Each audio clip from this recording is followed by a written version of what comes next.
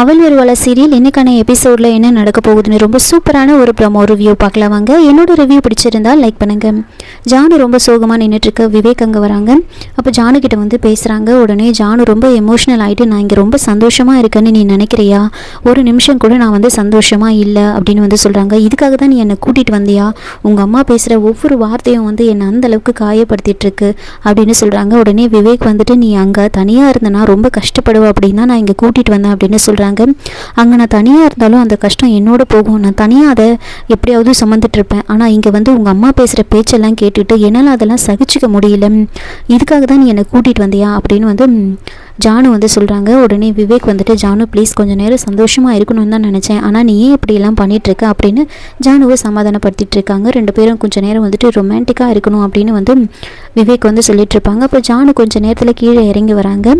லக்ஷ்மி வந்துட்டு அங்கே மெஹந்தி போடுற மாதிரி அந்த இடத்துக்கு வந்து வந்திருப்பாங்க, பர்தாலாம் போட்டுட்டு. அப்போது அரவிந்தா வந்து சொல்கிறாங்க, ஜானு நீயும் வந்துட்டு மெஹந்தி டிசைன் வந்து பாரு, மனிஷா பார்த்துட்ருக்க அப்படின்னு சொல்ல. அப்போ ஜானு வந்துட்டு, எனக்கு எதுக்கு அதெல்லாம் அப்படின்னு வந்து சொல்கிறாங்க. உடனே அரவிந்தா, என்ன நீ எப்படி சொல்கிற? பொண்ணுங்களுக்கு மெஹந்தினா ரொம்ப பிடிக்குமே, நீ போய் பாரு, உனக்கும் மேரேஜ் ஆச்சுன்னா அதெல்லாம் வச்சுக்கணும்ல, இப்போவே அந்த டிசைன்லாம் பாரு அப்படின்னு சொல்கிறாங்க. அப்போது மனிஷா வந்து சொல்கிறாங்க, கல்யாணமா?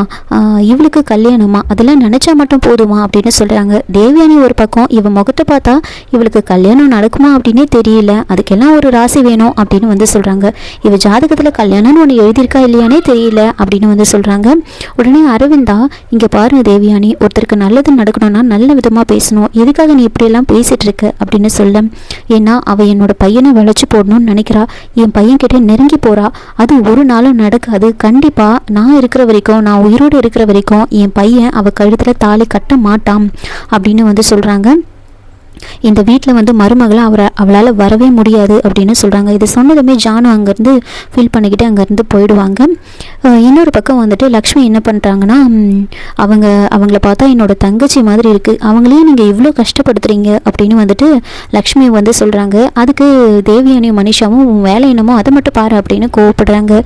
ஆனாலும் லக்ஷ்மிக்கு அரவிந்தா பேசினதை வந்து யோசித்து பார்த்துட்டு இருப்பாங்க. அரவிந்தா வந்து ஜானு கிட்ட வந்து சொல்கிறாங்க, உங்கள் அக்கா இருந்திருந்தால் உன்னோட கல்யாணத்தை பொறுப்பாக நடத்திருப்பா, இப்போ உன்னோட அக்கா இல்லை, அதனால் அந்த இடத்துல நான் இருந்து உன்னோட கல்யாணத்தை நடத்தணும் அப்படின்னு வந்து சொல்லியிருப்பாங்க. இதை கேட்டதுமே லக்ஷ்மிக்கு கொஞ்சம் சந்தோஷமாயிடும். அத்தையாவது ஜானு மேலே அக்கறையாக இருக்காங்களே, அதுவே போதும் அப்படின்னு அங்கேருந்து கிளம்புறாங்க. அப்போ மித்ரா அங்கே வராரு. ஒரு நிமிஷம் லக்ஷ்மி வந்துட்டு அப்படியே தடுமாறி கீழே விழ போவாங்க. அப்போ தான் மித்ரா வந்துட்டு என்ன பண்ணுறாங்கன்னா, லக்ஷ்மி வந்து தாங்கி பிடிக்கிறாங்க. பார்த்து போங்க அப்படின்னு சொல்கிறாங்க. அதுக்கப்புறம் லக்ஷ்மி அங்கேருந்து எப்படியாவது போயிடணும் அப்படின்னு வேகமாக நடக்கும்போது மித்ரா வந்துட்டு ஒரு நிமிஷம் நில்லுங்க அப்படின்னு சொல்கிறாங்க. உடனே லக்ஷ்மி ஒருவேளை நம்மளை கண்டுபிடிச்சிட்டாங்களோ அப்படின்னு யோசிச்சுட்டு இருப்பாங்க. அப்போது ஃபோன் எடுத்துகிட்டு வந்து கொடுக்குறாங்க. இன்னொரு பக்கம் அர்ஜுன் வந்து லக்ஷ்மிக்காக சமையல் செஞ்சு வச்சுருப்பாங்க. லக்ஷ்மி வந்ததும் நம்ம எல்லோரும் சாப்பிட்லாம் அப்படின்னு வந்து அங்கே இருக்கிறவங்ககிட்ட வந்து சொல்லிட்டு இருக்காங்க. இன்னொரு பக்கம் என்ன நடக்குதுன்னா, இந்த மாதிரிலாம் பேசினதுமே வந்துட்டு ஜானு ரொம்ப ஃபீல் பண்ணிவிட்டு தனியாக போய் நின்றுட்டுருப்பாங்க. விவேக் ஜானுக்கிட்ட சமாதானம் சொல்லிட்டு இருப்பாங்க. அப்போது வந்துட்டு லக்ஷ்மி என்ன பண்ணுறாங்கன்னா, நேராக அங்கே வந்து விவேக் கிட்ட வந்து பேசுகிறாங்க. அவங்க வந்து இந்த மாதிரி பேசியிருக்கக்கூடாது, நீங்கள் ரெண்டு பேரும் லவ் பண்ணுற மாதிரி தெரியுது அப்படின்னு கேட்குறாங்க. ஆமாம், நாங்கள் லவ் தான் பண்ணுறோம் அப்படின்னு சொல்கிறாங்க. அப்படியே பேசிகிட்டு இருக்கும் போதே லக்ஷ்மி என்ன பண்ணுறாங்கன்னா, அத்தை அப்படின்னு வந்து சொல்லிவிடுவாங்க. அத்தையா? யார் அத்தை? யாருக்கு யார் அத்தை? நீங்கள் ஏன் அத்தைன்னு சொல்கிறீங்க அப்படின்னு சொல்ல. இல்லை, அவங்க வந்துட்டு அத்தைன்னு சொன்னாங்க, அதனால எனக்கும் அப்படியே வந்துருச்சு அப்படின்னு சொல்கிறாங்க. நீங்கள் எப்படியாவது நீங்கள் அவங்கள கல்யாணம் பண்ணிக்கணும் அப்படின்னு சொல்லும்போது அதுக்கு விவேக் வந்துட்டு, அதான் அம்மா சம்மதிக்கலையே, அம்மா சம்மதிக்காமல் எதுவும் நடக்காது அப்படின்னு சொல்கிறாங்க. அப்படி உங்கள் அம்மா சம்மதிக்கலைன்னா நீங்கள் வேறு வழியில் முயற்சி பண்ணலாம்ல அப்படின்னு சொல்ல. வேறு வழியிலனா என்ன? உங்கள் அம்மா நீங்கள் சொல்லி ஏற்றுக்கலாம் அப்படின்னா வேறு யாராவது சொன்னால் ஏற்றுப்பாங்கல்ல, அப்படி ஒருத்தர் யாராவது இருந்தால் நீங்கள் அவங்கள வந்து சொல்லுங்கள் அப்படின்னு சொல்கிறாங்க. அப்படி யாரை சொல்லி சொல்கிறீங்க அப்படின்னு விவேக் கேட்குறாங்க.